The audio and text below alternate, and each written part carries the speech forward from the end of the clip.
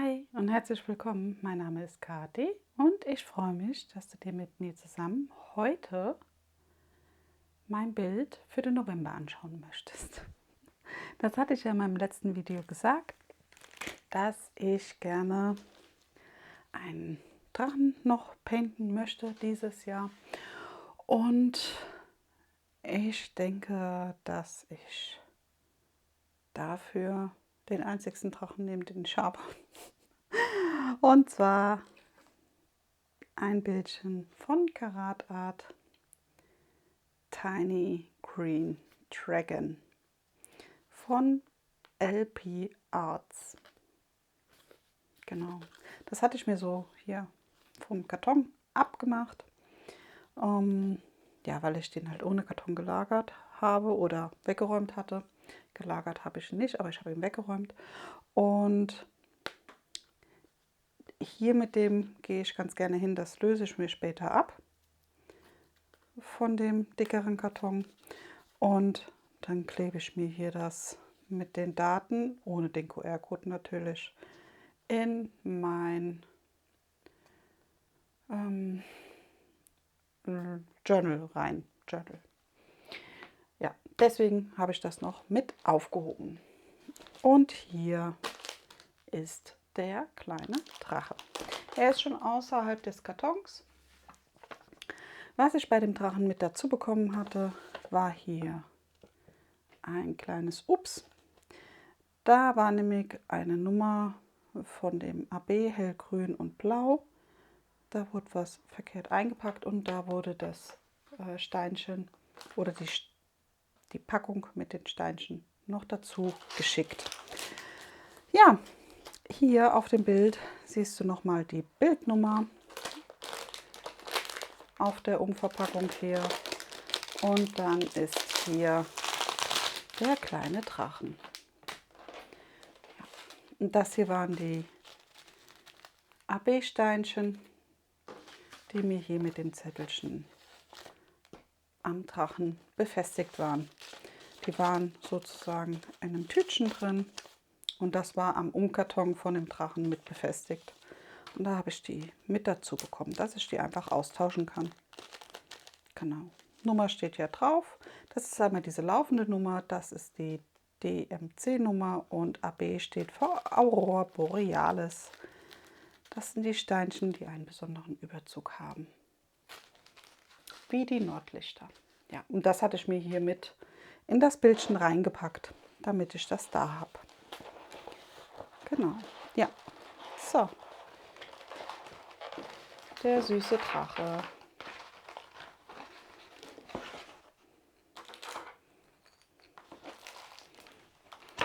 So, hier sind einmal das Washi-Tape von Karat Art. Das ist noch das alte, aber ist ja auch nicht schlimm. Ist ja auch ein älteres Bild. Aber trotzdem dachte ich, man kann das schon. Ich kann es noch zeigen, weil das ist noch im Shop erhältlich und ich finde das eigentlich ganz süß. Hier ist einmal ein Döschen mit Wachs.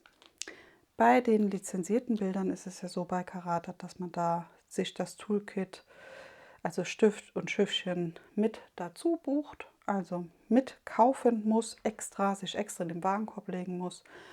Und sonst ist das hier nicht mit dabei. Was aber dabei ist, ist das Wachs, weil das Verbrauchsgüter sind. Bei dem Wachs denk bitte dran, dass du die Folie entweder einmal komplett abmachst und dann in deinem Döschen aufbewahrst oder auch nur zurückziehst und dann wieder so drauf fallen lässt und dann wieder das Döschen verschließt, dass der Wachs dir nicht austrocknet. Und wie gesagt, es ist noch ein Washi-Tape mit dabei. Also Wachs und Washi-Tape sind bei den lizenzierten Bildern meistens mit dabei. Oder immer mit dabei. Nicht meistens, sie sind dabei. Ja, was auch noch dabei ist, ist hier eine kleine Sticker-Legende und einmal nochmal die Daten zu dem Bild. Den hier Sticker, den schneide ich mir immer aus, für in mein Journal reinzukleben. Genauso wie hier den Namen.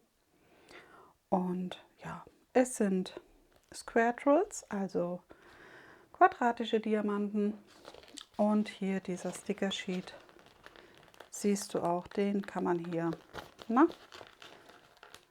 ablösen. Das ist alles schon vorgestanzt und das kann man dann einfach so auf seine Döschen kleben. Einmal die laufende Nummer, das Painting-Symbol und die DMC-Nummer.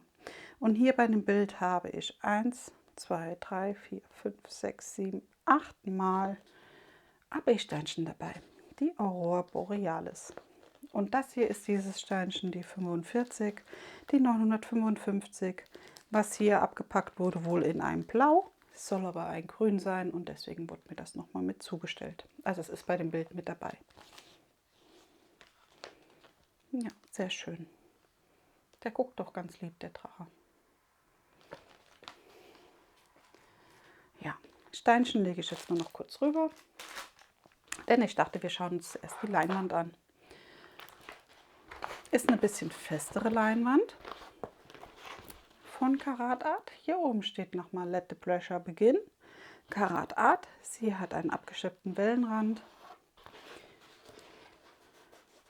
Hinten nicht so flauschig wie sonst, aber gut, kann daran liegen, dass das wie gesagt ein älteres Kit ist. Aber das stört mich auch nicht sonderlich. Also ich hatte bis jetzt bei Karat Art noch nie Probleme mit der Leinwand. Von daher ist das so für mich vollkommen in Ordnung. Wir haben einmal rechts noch die Legende mit einem kleinen Vorschaubild von dem süßen Drachen. Und auch hier bei der Legende ist einmal die laufende Nummer, das Painting-Symbol und die DMC-Nummer. Wir starten hier mit den Zahlen und dann kommen Buchstaben und Symbole gemischt. Wir haben insgesamt 47 Farben und das Bild ist 50 x 40, also 50 x 40 Zentimeter groß. Die Legende, die wir auf der rechten Seite haben, ist auch hier auf der linken Seite. Auf der linken Seite findet man unten auch nochmal ein kleines Vorschaubild sowie den Titel und den Artist. Das hier ist nochmal die Bildnummer und die Größe. www.karat.art, da habe ich es her. Und hier mit Happy ein 10% Code sozusagen. Genau. Ja, sehr, sehr schön. Klasse. Der Drache gefällt mir richtig, richtig gut. Ich finde ihn total goldig. Der sieht aus wie so ein kleiner Tapsi. Klebkraft ist Bombe. Was will man mehr? Ja, aber der sieht doch total goldig aus. Mit dem Grün, dem schönen, sachten, blauen Hintergrund. Sehr, sehr schön. Ich finde die Äuglein total goldig bei ihm. Auch hier das mit den Füßen, dass die so ein bisschen eingedreht sind. Total knuffig. Also wirklich wie so ein kleines, tollpatschiges Baby. Also total knuffig. Also wie gesagt, mir gefällt das sehr, sehr, sehr gut. Und deswegen dachte ich, komm, bevor ich mir sozusagen ein neues Bild hole, painte ich ihn hier. Ich dachte mit der Größe, vielleicht schaffe ich das dann im November, Dezember. Mal gucken, wie es so ist. Und ja, aber ich weiß nicht, was sagst du zu ihm? Wie findest du ihn? Mit dem süßen Gesicht, dem süßen Hörnchen hier. Total knuffig, die Öhrchen. Ach, ja, super goldig, finde ich. Super goldig. Der Druck ist auch glasklar. Also wirklich gut zu sehen.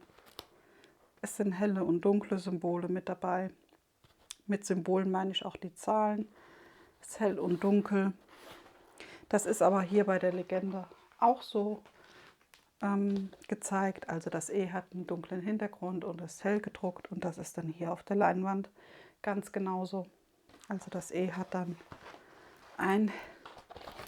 ist ein helles E sozusagen. Ja. Sehr, sehr schön. Genau. Ja, schauen wir uns zusammen doch die Steinchen mal an. Hier steht auch nochmal die Bildnummer drauf. Also das heißt, wenn du Bild und Steinchen getrennt lagern möchtest, kannst du das tun.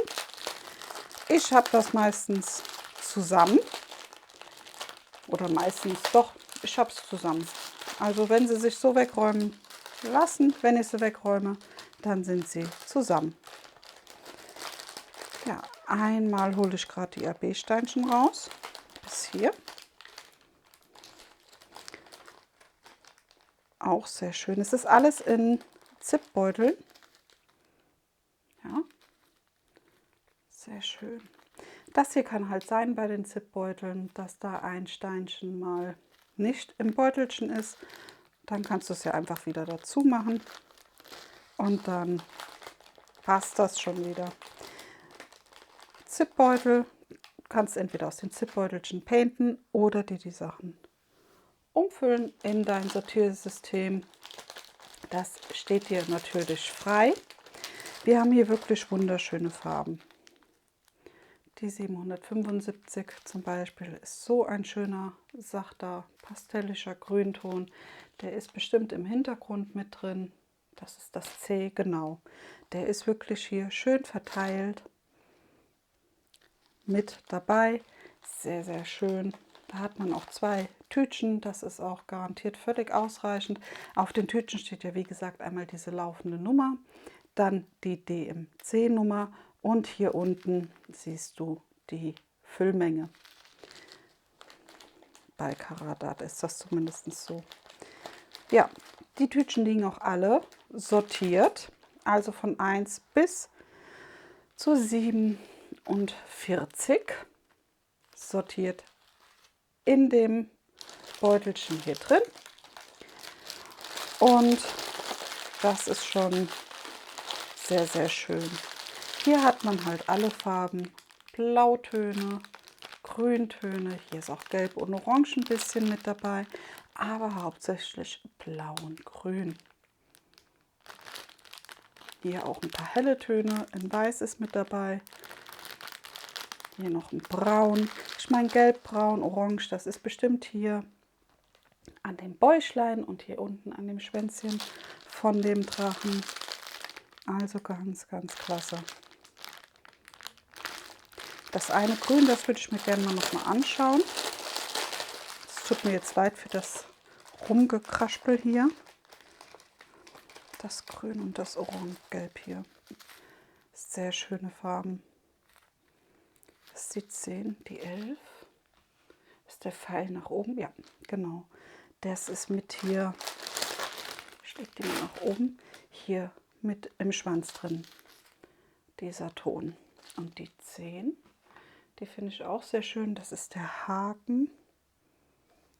Ja, der ist so ein bisschen hier am Flügel, an den Konturen mit dabei, um das Ganze ein bisschen hervorzuheben. Sehr schön eingesetzt. Doch, das gefällt mir gut. Oh, und dieser schöne Blick. Der schielt so ein bisschen, so ein kleiner, leichter Silberblick ist das ja. Sehr schön. Genau. So, ich packe die Steinchen gerade noch mal zurück. Wenn sie schon sortiert sind, lasse ich es auch sortiert. Zumindest probiere ich das immer. Genau. Sehr schön. Die Qualität ist auch klasse, aber das zeige ich dir gleich hier an den vielen, vielen, vielen AB-Steinchen. Ja, da haben wir auch alle Farben, auch was Helles. Das hier ist die Farbe, die man tauschen soll. Die 45 war das doch. Ja, also es ist was mit dabei. Tausche ich sie gerade aus und lege mir die hier einfach rüber. So, jetzt haben wir ja alle AB-Farben dabei. 2, 4, 6, 8. Passt.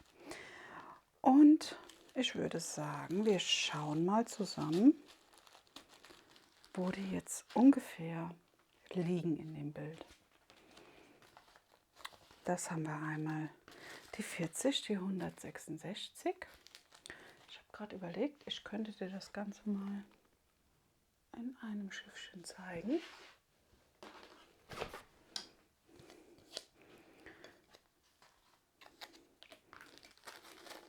Weil das mit dem AB ist wirklich schön. Also lassen sich ein bisschen schwieriger painten. Aber wenn du da deine Methode gefunden hast, ist das eigentlich ganz in Ordnung. Ich painte sie immer. Sehr schön. Siehst du den Glanz? Dieses Funkeln. Ganz, ganz toll.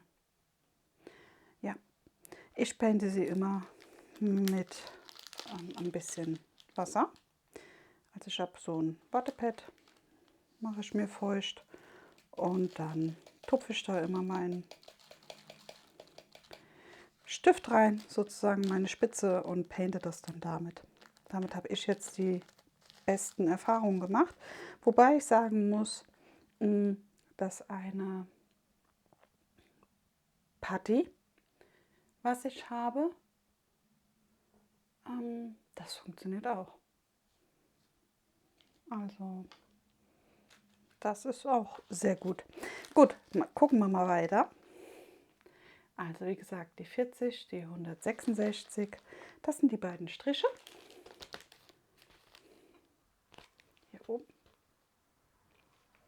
Und die sind einmal hier an seiner Brust vertreten, ein bisschen hier in den Ohren, total knuffig, in den Flügeln, also überall, wo hier so ein bisschen diese helleren Stellen mit dabei sind, ist der schon mit vertreten. Finde ich ja nicht schlecht. Also es ist auch immer nur so ein paar, nicht zu viel. Auch hier an der Brust zum Beispiel. Das sind wirklich nicht viele. Es sind wirklich immer nur so ein paar vertreten. Und das ist schon sehr schön. Das mag ich an Karatart sehr gerne. Die AB-Steinchen sind immer als ein Highlight eingesetzt. Finde ich sehr, sehr, sehr schön. Also es ist nicht flächendeckend, sondern es ist wirklich ein kleines Highlight. So, die 40 haben wir. Dann habe ich hier einen blauen AB. Das ist die 41, die 518. Auch sehr schön. Ich finde, das ist so eine Art Jeansblau vielleicht.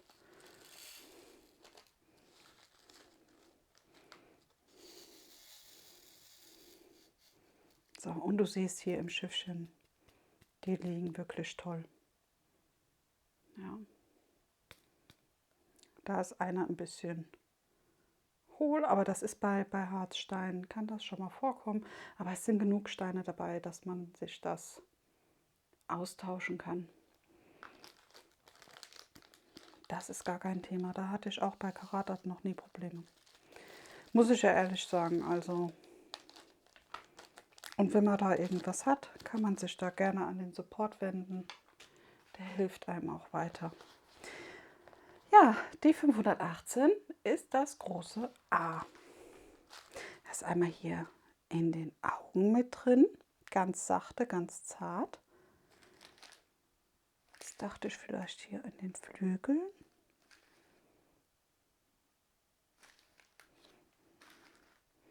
Nee, sehe ich jetzt nichts. Ach, da noch ein bisschen. Also hier ein bisschen in den Augen. Dann hier hoch an den Konturen oben. An seinem Horn sozusagen. Und hier an der Seite, an seinem Flügel, an der Kontur entlang. Aber auch nur ein paar. Also nicht übermäßig. Sehr schön. Auch hier hinten ist er ein bisschen mit vertreten. Hier nochmal. Also auch top. Dann haben wir die 704, ein Grünton. Das ist gleich.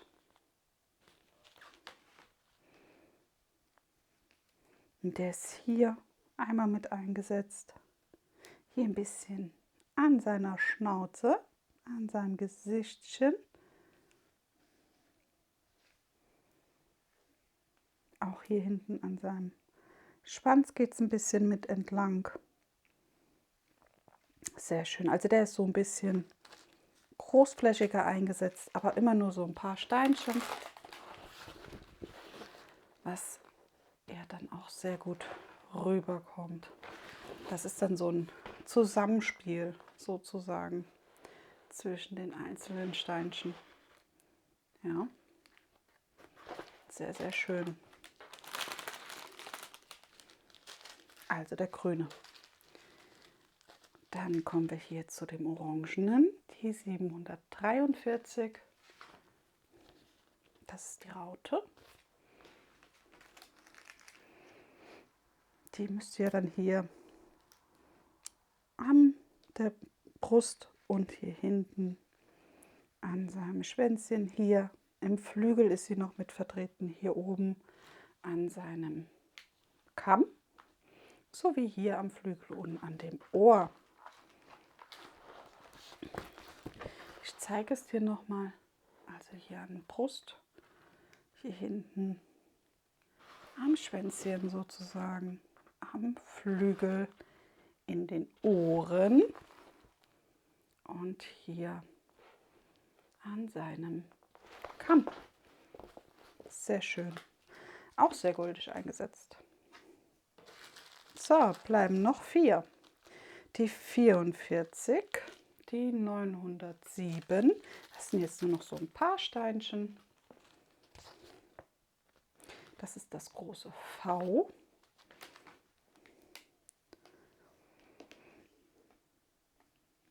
Die würde ich ja ein bisschen zum A packen. Vielleicht. War das A? Ne, die 2 Striche. Die 2 Striche waren das. Hier oben. Hier auch nochmal, aber wirklich nur vereinzelt. Sehr schön hier an seinem Kamm am Rücken. Also der fließt wohl hier einmal komplett über ihn drüber.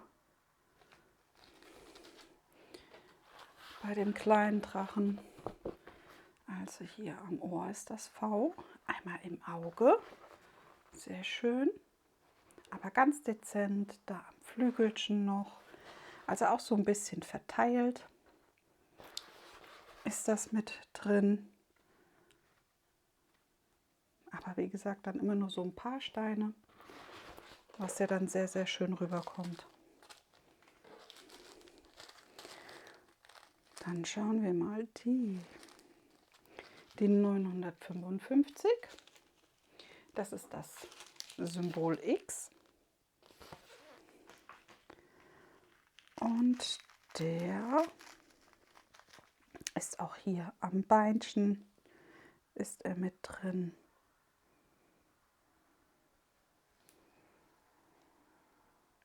Ich sehe jetzt gar nicht mehr alles, weil es sind ja schon viele AB-Steinchen, aber es sind ja immer nur so ein paar.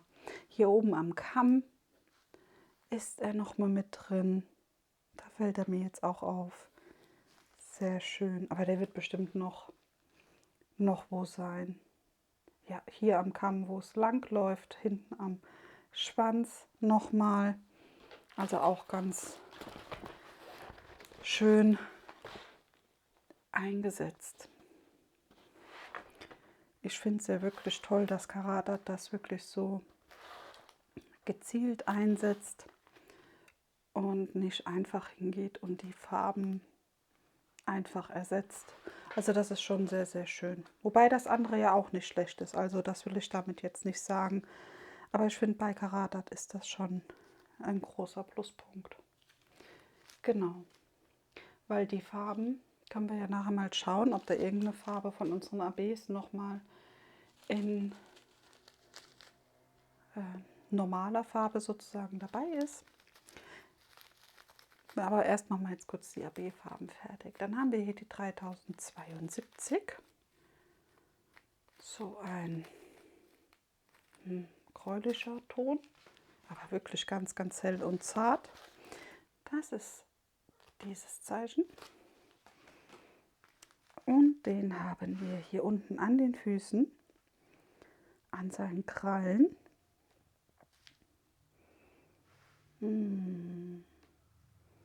Noch wo?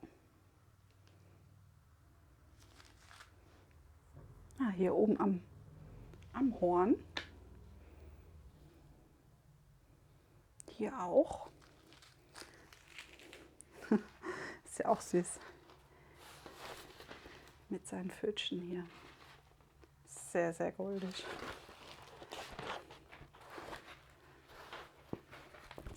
So, einmal hier noch an den Hörnchen. Sehr schön eingesetzt. Klasse. Hier auch. Hier am Ohr. Ja, das ist doch was. Und hier hinten. Das sehe ich jetzt so auf Anhieb, springt mir jetzt nicht ins Auge. Aber hier am Flügel. Ja, also hier am Ohr, am Flügel noch mal ein bisschen und an den Füßchen. Und dann haben wir noch die 5200 mit diesem Symbol. Hier unten einmal im Hintergrund. Das ist ja auch mal nicht schlecht. Hier auch ganz zart im Hintergrund hier.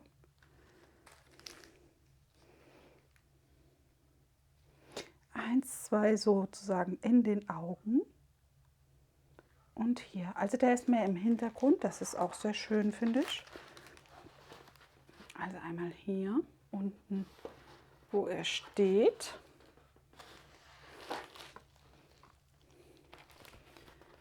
Dann hier am Übergang und dann in seinen Augen. Sehr, sehr schön. Einmal auch hier am Übergang. Also so ein bisschen mehr im Hintergrund. Sehr schön eingesetzt. Klasse. Das ist doch mal schön. Und es sind ja Unmengen. Also es sind ja wirklich viele, viele, viele, viele, viele AB-Steinchen. Ja. Muss man auch erstmal machen. Aber du siehst, es sind immer nur so ein paar Steine eingesetzt. Jetzt dachte ich, schauen wir mal kurz, weil die Sachen, die AB, sind meistens, also die sind sozusagen, ich glaube, von Hand bestimmt, wo die hinkommen. Und da sieht das immer ganz, ganz schön aus, finde ich. Aber ich sehe jetzt gerade, also hier ist jetzt nichts, nur ähnliche Farben von der Nuance her, aber das ist auch nicht schlimm. Ja? Manchmal ist es so, dass die Farbe als AB und nochmal als normale Farbe ist. Das war so bei meinem Bild von der Flower Rain. Da war das mit vertreten und da war das auch sehr, sehr schön eingesetzt. Ja, das ist Tiny Little Dragon. Tiny Green Dragon, nicht Little, Tiny Green. Ja, kleiner grüner Drache. Sehr, sehr schön. Ja, wie gesagt, ich wollte gerne noch einen Drachen painten und ich denke, dass er dann November, Dezember irgendwann angefangen wird. Ich muss mir noch überlegen, ob ich die Folie dann austausche, weil ich lieber in Kästchen painte. Oder ob ich mir mit dem Washi-Tape dann die Kästchen vorzeichne, sozusagen vorgebe. Muss ich mal gucken. Das weiß ich jetzt noch nicht. Habe ich mir noch keine Gedanken drüber gemacht. Aber wie gesagt, jetzt erstmal die anderen Sachen. Und dann kommt er dran. Ja, ich hoffe, dir hat das kleine Video zu Tiny Green Dragon gefallen. Und wenn es dir gefallen hat, lass mir doch gerne ein Däumchen da. Das würde mich natürlich mega freuen. Das wäre klasse. Vielleicht hast du ihn auch schon gepainted, da kannst du mir auch gerne mal ein Feedback geben, wie er dir gefallen hat, wie dein Erlebnis mit ihm war. Und ja, dann würde ich sagen, bleib gesund. Ich würde mich freuen, wenn du das nächste Mal wieder mit dabei bist. Bis dahin, mach's gut. Tschüss.